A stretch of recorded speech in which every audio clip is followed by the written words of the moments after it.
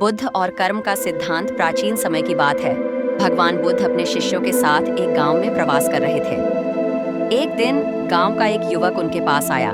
वह अत्यंत दुखी और परेशान था। उसने बुद्ध से पूछा, भगवान, मैं देखता हूँ कि कुछ लोग जन्म से ही सुखी होते हैं, जबकि कुछ लोग हमेशा दुख झेलते हैं। ऐसा क्यों होता है? क्या यह भाग्य है या हमारे कर्म? बुद्ध मुस्कुराए और उसे बैठने का इशारा किया। फिर उन्होंने एक कहानी सुनाई, 3 भाइयों की कहानी।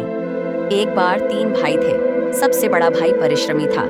वह हमेशा मेहनत करता और सभी की मदद करता। मंझला भाई स्वार्थी और आलसी था।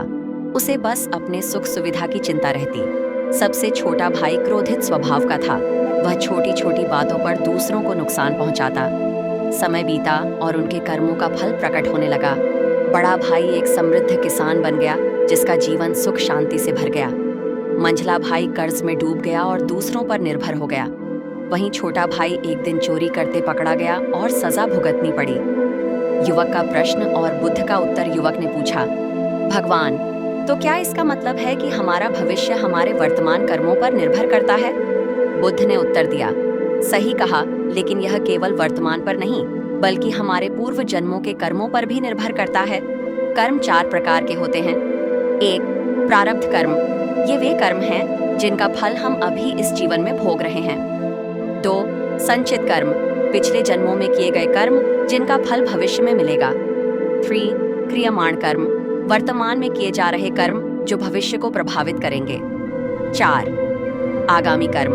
वे कर्म जो अभी करने हैं, जिनसे हमारा आने वाला जीवन तय होगा।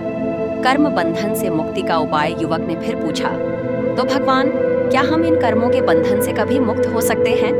बुद्ध ने समझाया, मुक्ति का मार्ग भक्ति, ध्यान और सही मार्ग पर चलने में है। जब हम अपने अहंकार, स्वार्थ और बुरी आदतों से ऊपर उठ जाते हैं, तब कर्म बंधन कमजोर हो जाते हैं। लेकिन ध्यान रहे, अच्छे कर्म करना कभी बंद मत करो। मानव जीवन क्षण भंगुर है। यदि हम इसे अच्छे कार्यों में लगाएंगे तो हमारा अगला जीवन भी सुखद होगा। युवक को अब समझ आ चुका था कि सुख और दुख का कारण उसके अपने कर्म हैं। उसने प्रण लिया कि वह हमेशा अच्छे कर्म करेगा और दूसरों की मदद करेगा।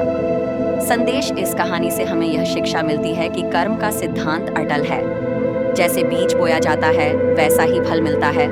इसलिए सदैव अच्छे कर्म करें और दूसरों के जीवन को भी बेहतर बनाने का प्रयास करें। यही जीवन का सच्चा अर्थ है।